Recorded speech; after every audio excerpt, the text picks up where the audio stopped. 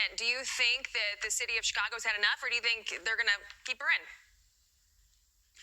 Honestly, I hope they have enough, because come January, which is just right around the corner, another month from now, we're going into this Safety Act. And I tell you what, Chicago sometimes put this out earlier this year. A 16-year-old boy here in Chicago, he had a hearing before a judge on a weapons charge. And that same day he left there, when they put him on electronic monitoring and said, go home, you'll be fine, let this weed over, you're on electronic monitoring. He went out, carjacked a Lyft driver, came back and shot and killed a guy, stood over his body and shot him 10 times. That's what's coming in January, so they better get right. As of January 1st, 2023, the following things will go into effect, and people need to be aware of this. It abolishes cash bail for almost every offense. This includes, but isn't limited to, kidnapping, armed robbery, second-degree murder, drug-induced homicide, aggravated DUI, threatening a public official, and aggravated fleeing and eluding. Offenders released on electronic monitoring have to be in violation for 48 hours before law enforcement can act. They could almost drive to Alaska before we can even look for them. It denies victims their constitutional rights. And keep this in mind, businesses and homeowners, officers will no longer be able to remove trespassers from your residence or your businesses. Someone could decide to live in your shed, and all we can do is give them a ticket. You have to decide what level of force is required to remove them and whether or not it's legal. Turning to Chicago, police are warning residents to be on high alert after a string of 14 armed robberies over the weekend. Authorities say at least 10 of those robberies happened in less than 2 hours, with at least 3 of the victims getting hit in the head with guns. Police say every suspect in this crime spree is still at large. Former Chicago 911 dispatcher Keith Thornton Jr. joins me now. Keith, it's good to see you again. I wish it was on a different topic, that we were talking about how great it has been that crime has gone down, but that is not happening. So obviously this seems to be organized crime, and I don't know if that would have been better or worse if it was 10 different individuals. But one thing is for certain, crime is still very prevalent in Chicago. What is going on? Why is this not stopping? Yeah, Ashley Griffin, good morning. I tell you what, these are not isolated incidents here in Chicago. They are all together and connected. And as you stated, 10 armed robberies taking place just Friday.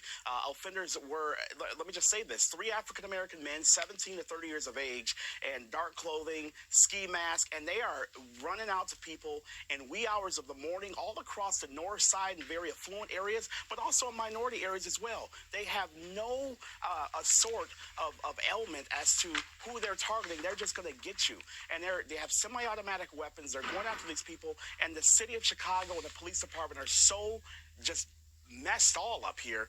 Nothing's taken place to stop these guys, all at large. And this is just a little bit as to what has taken place. Keith, for people who are not familiar with Chicago, I'm not as familiar with Chicago, obviously, as places like New York that I am, but it says the victims were on the north and west sides. Explain those types of areas. Are they different from one or the other? Are they the same types of areas?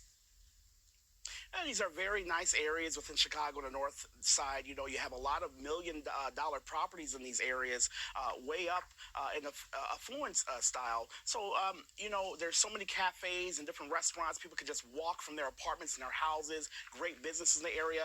And when you go to the west side, it's not so much that ordeal. It's a very, I'm from the west side of Chicago, not a good, area in terms of crime. It's extremely high, skyrocketing. But as I said before, these are 2 different entities we're talking about. So these are not suspects and criminals who are going after just the rich folks or these folks. It's hitting everyone. They don't care. Older people, younger people, males, females, whomever.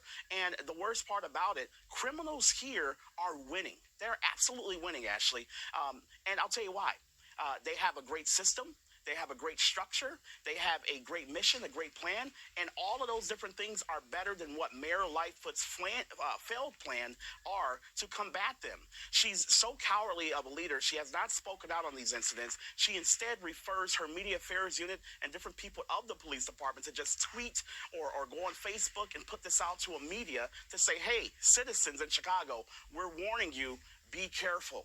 That is not doing anything. And like you said earlier, no offenders in custody, no arrests made, and this is a nonstop problem under her reign, and it's a problem. You know, the mayoral election is coming up in just a few months on February 28th. A lot of people are calling for an end to this soft on crime, these policies. When you look at this, total crime's up 41%, robbery 15, burglary 16, theft up almost 60%.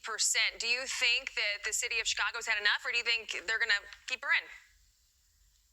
You know, honestly, I hope they have enough, because come January, which is just right around the corner, another month from now, we're going into this SAFE-T Act. And I tell you what, Chicago sometimes put this out earlier this year. A 16-year-old boy here in Chicago, he had a hearing before a judge on a weapons charge. And that same day he left there, when they put him on electronic monitoring and said, go home, you'll be fine, let this weed over, you're on electronic monitoring. He went out, carjacked a Lyft driver, came back and shot and killed a guy, stood over his body and shot him 10 times. That's what's coming in January, so they better get right.